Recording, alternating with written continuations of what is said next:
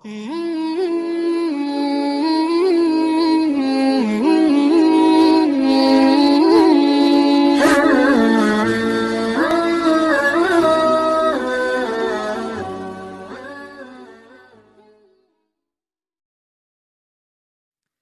13 tahun Nabi dan para sahabat belajar La ilaha illallah.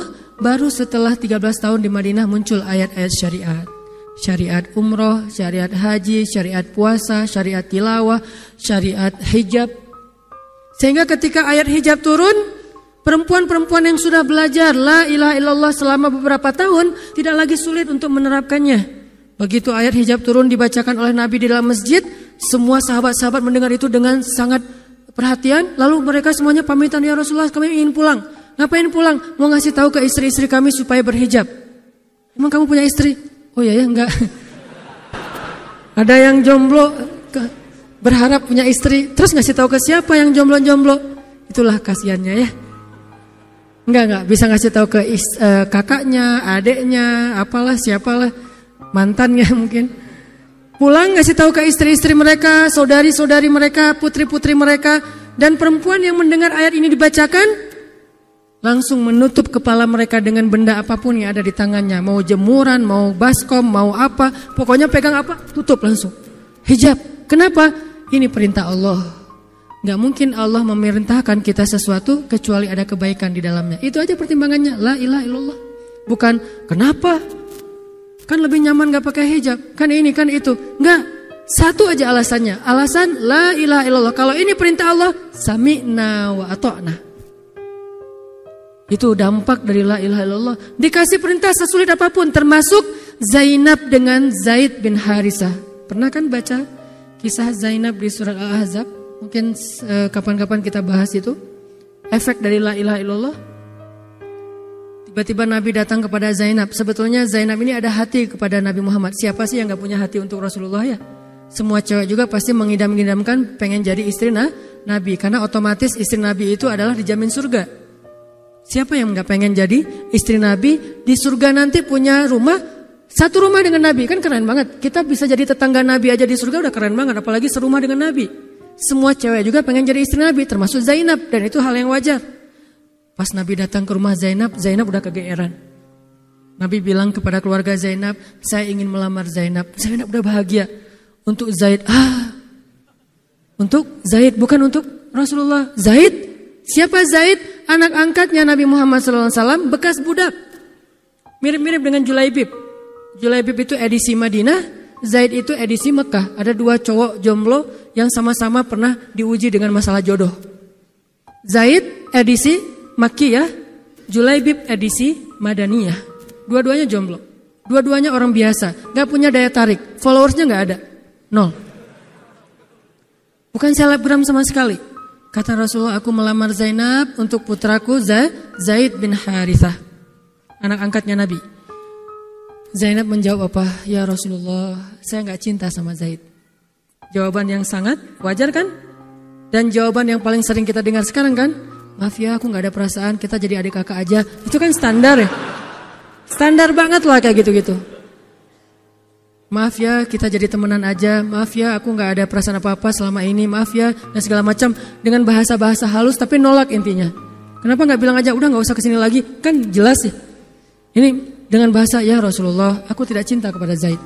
Karena cinta juga pertimbangan yang penting. Dan Nabi juga tidak mengizinkan kita menikahkan putri kita dengan seseorang yang putri kita tidak berkenan dengannya. Tetap harus ditanya, ya Rasulullah, saya tidak cinta dengan Zaid. Turun ayat. Katakan kepada orang-orang yang beriman, laki-laki dan perempuan, kalau Allah sudah memerintahkan sesuatu, tidak ada kalimat yang keluar dari lisan mereka kecuali sami'na wa ata'na. Nabi bacakan ayat ini kepada Zainab. Zainab mendengar, ya Rasulullah, Allah yang menyuruh ini. Ya kata Rasulullah, sami'na wa ata'na. Kebayang gak tuh? Efek dari apa? La ilaha illallah. Jadi la ilaha illallah itu bukan cuma kalimat zikir, bukan cuma kalimat doktrin ideologi, bukan cuma masalah teologi secara teoritis, bukan. Ini dampaknya kepada akhlak, dampaknya kepada ibadah, dampaknya kepada banyak pilihan hidup dari la ilaha illallah. Orang kalau nggak baik la ilaha illallah pasti susah memilih pilihan-pilihan dalam hidupnya. Kalau tidak baik la ilaha illallah pasti susah untuk berperangai, sabar, memaafkan. Itu semuanya ada hubungannya dengan la ilaha illallah.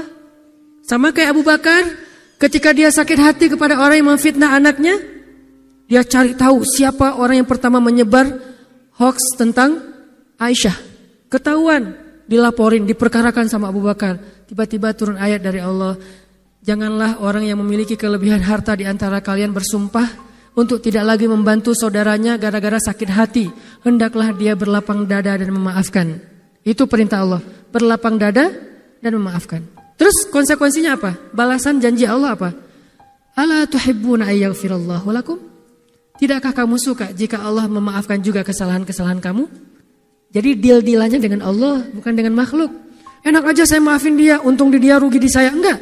Kalau kita transaksinya dengan makhluk, kita rugi. Tapi kalau kita transaksinya dengan Allah, kita untung. Libatkan Allah dalam urusan kita. Dan ini gak mungkin kita lakukan kalau gak baik. La ilaha illallahnya. Allah nawarin kepada Abu Bakar, ala tuhibbuna ayyaghfirallahu lakum? Tadinya Abu Bakar kesel banget sama tuh cowok. Terus turun ayat ini, wal ya'fu wal yasfahu. Hendaklah dia memaafkan dan berlapang dada. Abu Bakar berat. Tiba-tiba Allah katakan, ala tuhibbuna ayyaghfirallahu lakum? Bala ya Rob, kata Abu Bakar, tentu ya Allah kalau gitu saya akan maafkan demi supaya Allah memaafkan kesalahan saya. La ilaha illallah.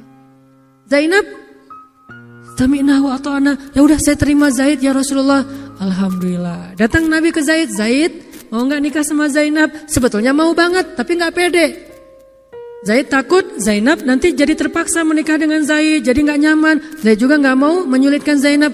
Ya Rasulullah, saya nggak pantas untuk Zainab. Kata Zaid. Dibacakan lagi ayat ini, ya Zaid ini perintah Allah. Oh gitu ya Rasulullah, sami'na wa ata'na. Buat Zaid sih gampang lah ya. Udah ada legalisasi ini dari Allah. Kalau gitu, ini bukan saya ya Rasulullah yang mau ya, Allah kan yang nyuruh. Ya saya emang nggak mau maksa gitu ya. Tapi kalau Allah yang nyuruh, ya udah apalagi saya nggak punya pilihan dong gitu. Padahal Zainab siapa sih yang nggak mau cowok sama Zainab? Nikahlah Zainab dengan Zaid dan yang menjadi semacam khutbah nikahnya adalah Rasulullah SAW. Kebayang nggak Zainab tuh punya hati ke Rasul, tapi Rasul yang mengkhutbahi nikah Zainab dengan orang yang Zainab nggak cintai. Kebayang nggak perasaan Zainab tuh? Ketika akad nikah, Nabi jadi saksi. Saya terima kata Zaid nikahnya Zainab binti Jahsy dan segala macam. Zainab kebayang nggak ada Nabi di situ? Lalu setelah selesai akad nikah ditanya kepada Nabi, sah ya Rasulullah? Sah. Dan Nabi juga nggak mau mempersulit. Nggak sah. Kenapa? Harusnya sama saya. Enggak. Nabi orangnya fair. Nabi orangnya bijaksana. Orangnya dewasa. Enggak kayak kita. Kita tuh bahaya banget jadi saksi kalau jadi mantan. Pasti enggak sah. Dan Nabi enggak gitu. Sah langsung di kali pertama. Kebayang Nabi memberi nasihat kepada Zainab. Nasihat kepada Zaid. Zainab, aduh kenapa bukan Nabi, kenapa Zaid. Tapi apa? La ilaha illallah. Allah enggak nyuruh sesuatu kecuali ada kebaikan di dalamnya. Percaya banget. Itu la ilaha illallah. Udah percaya banget. Zainab yakin, ini perintah Allah, ya sudah saya lakukan. Walaupun bukan dengan Nabi, padahal saya pengennya dengan Nabi. Kebayang gak sih pengen sama seseorang yang kita cintai banget, malah orang itu yang menjodohkan kita dengan orang yang kita gak pernah kebayangin. Amit-amit. Jangan dia ya Allah, jangan dia, dia. Kan berat tuh. Yang saya sering cerita, jangan saya. Pokoknya jangan Hanan. Hanan. Kenapa kok begitu? Karena dia bilang jangan saya bilang yang dia ya Allah. Akhirnya kita adu-aduan doa. Ya Ustadz, masa dilawan ya?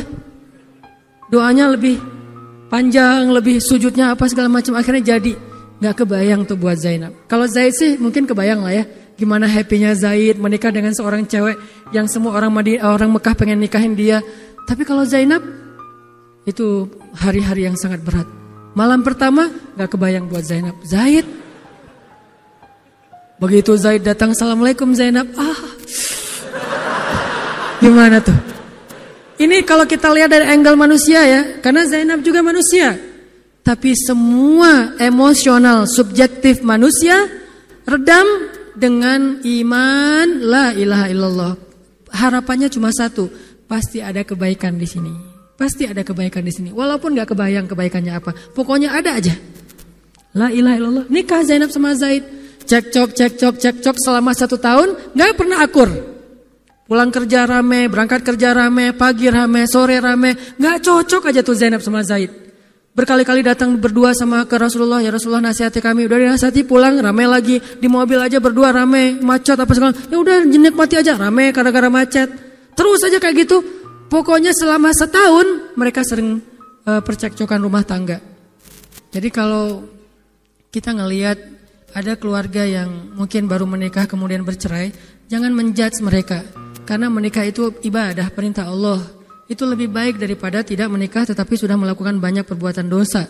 Walaupun akhirnya nauzubillah ada hal-hal di luar dugaan, maka la'allahu khair, mudah-mudahan ada kebaikan. Mereka berani menikah muda aja, kita harus acungkan jempol. Mereka berani menikah muda aja, kita harus respect.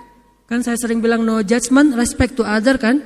Berani mengambil keputusan menikah muda, baru berhijrah udah langsung menikah. Itu bukti dari iman. Kenapa kita menjudge seolah-olah kita lebih baik dari dia? Emangnya kita berani melakukan hal yang mereka lakukan? Gak berani buktinya. Berarti dia lebih baik daripada kita. Walaupun kesudahannya, kalau mereka bercerai setelah menikah baru beberapa lama, ada yang lebih soleh dari mereka juga bercerai baru setahun menikah. Zainab dengan Zaid, dua-duanya dijamin surga. Dua-duanya dijamin surga. Pernikahan mereka cuma bertahan setahun. Setahun kemudian, Zaid datang kepada Rasulullah. Zaid bilang, ya Rasulullah, kayaknya udah gak bisa dipertahankan hubungan saya dengan Zainab. Zaid, sabar. Rasul ketika Zaid mau datang sebetulnya udah dapat bocoran dari Allah. Allah udah ngejapri Rasulullah dalam bentuk ilham. Japrian Allah kan ilham ya. Japrian kita kan WA, itu juga habis kuota gak kebaca-baca. Kalau japrian Allah ke Rasul ilham. Ilhamnya apa? Kalau nanti Zaid datang, nanti baca di surat Al-Ahzab. Kalau nanti Zaid datang kepadamu meminta nasihat tentang Zainab, bilang kepada Zaid, ceraikan istrimu. Kalau udah diceraikan, nanti kamu nikahi Zainab. Ini perintah yang juga berat buat Nabi nih.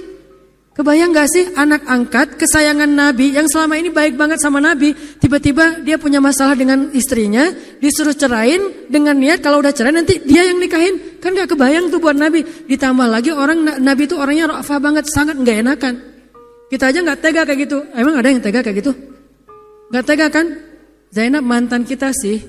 Sekarang cowok itu datang ke kita, suaminya Zainab. Ustadz, gimana nih Zainab, perlu saya pertahankan? Emang kalian dari awal udah gak cocok, cerai aja deh. Kenapa? Bentar lagi gue mau nikahin Zainab. Gak kebayang kan? Kok Ustadz ngomong kayak gitu? Dapat ilham. Berat kan? Nabi itu kayak gitu loh, kondisi emosional beliau yang zulzilu, terguncang. Gimana nih caranya? Saya nggak enak banget, nggak tega banget sama Zaid. Kebayang wajah Zaid polos gitu. Ya Rasul gimana nih? Aduh, mau dibilangin ceraikan aja nggak tega. Mau dibilang pertahan tapi Nabi bilang suruh cerai, Allah suruh ceraikan. Akhirnya Nabi memilih emosionalnya, bukan perintah Allah.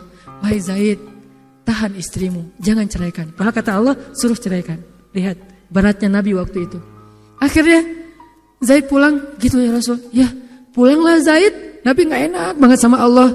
Terus akhirnya Zaid sampai ke rumah, namanya Allah yang nyuruh kan gak bisa dirubah ya. Kun fayakun, cerai juga tuh walaupun Nabi bilang sudah bertahan. Allah marah kepada Nabi. Kata Allah, kamu merasa gak enak kepada manusia, tapi kamu merasa enak kepada saya. Diadu oleh Allah tuh coba, emosional.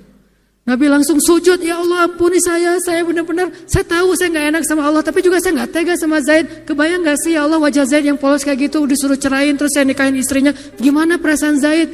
Wahai Muhammad, kamu merasa gak enak kepada manusia, tapi enak kepada saya Muhammad. Astagfirullah ya Allah, minta ampun Nabi semalaman. Ini benar-benar gak kebayang sama Nabi. Tapi Allah pengertian lah, tahu Allah, Nabi itu bukan mau gak taat sama Allah, cuma emang gak tega banget sama Zaid.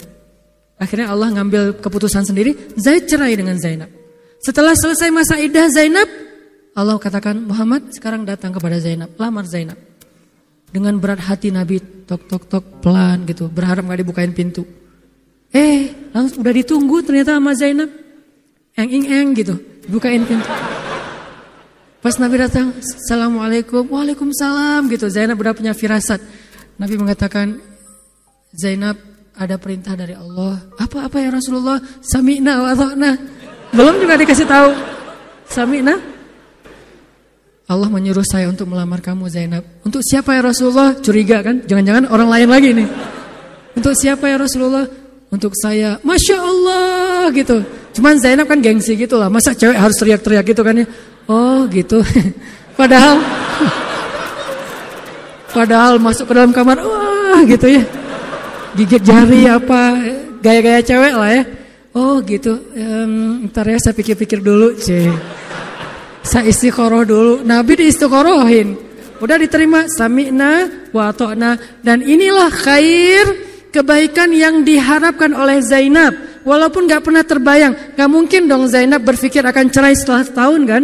Tapi dia hanya yakin Allah itu gak mungkin nyuruh sesuatu yang gak ada kebaikannya buat kita. Gak mungkin, mustahil. Karena Allah gak pernah zalim kepada hambanya. Kenapa Allah kok muter-muter dulu kayak gitu? Allah pengen lihat Zainab itu menikahi Muhammad karena Allah atau karena dirinya sendiri. Kalau karena Allah, coba yang selain Muhammad berani gak? Ternyata berani. Karena itu dia menjadi layak untuk Muhammad. Kalau dia gak menerima Zaid, mungkin Zainab tidak akan pernah jadi istri Nabi karena tidak layak. La'allahu khair. Ini buah dari la ilaha illallah. Begitu juga dengan Zaid, akhirnya menikah lagi dengan perempuan yang cocok untuk dia, yang berkhidmat kepada dia, yang membahagiakan hatinya, yang menjadi qurratu ainin li, menjadi penyejuk hati bagi Zaid. Dari pernikahan itu kemudian Allah anugerahkan untuk Zaid kebaikan yang luar biasa. Apa kebaikannya? Allah berikan untuk Zaid seorang putra yang paling keren. Namanya Usamah. Nama Usamah itu bukan hanya bin Laden ya. Usamah itu nama sahabat. Usamah bin Zaid.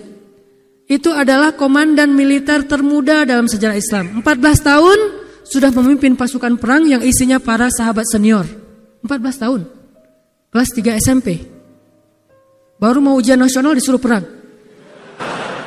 Coba, kebayang anak kelas 3 SMP yang masih galau-galau, yang masih culun-culun, yang mungkin badannya belum kebentuk, yang jerawatan misalnya kayak gitu, tiba-tiba memimpin pasukan militer yang jumlahnya ribuan, yang barisan pertamanya kibarus sahabah, sahabat-sahabat senior, as-sabiqun al-awwalun minal muhajirin wal ansor. Termasuk siapa di dalamnya? Abu Bakar dan Umar. Kebayang gak tuh? Memimpin pasukan yang di belakangnya itu Abu Bakar dan Umar. Maju, Abu Bakar dan Umar. Maju. Usamah. Kebayang Usamah yang nyuruh. Abu Bakar. Segaya. Umar maju. Zaid, anaknya Zaid. Tapi tidak ada yang bisa membantah. Kenapa? Itu wasiat Nabi sebelum wafat. Aku perintahkan kalian untuk dipimpin oleh Usamah bin Zaid. Karena dia adalah anak muda yang luar biasa. Itu hadiah Allah untuk Zaid. Karena dulu mau menikahi Zainab walaupun hatinya sebetulnya tidak mau. La'allahu khair, la ilaha illallah. Masing-masing dikasih kebaikan dengan cara-cara yang berbeda.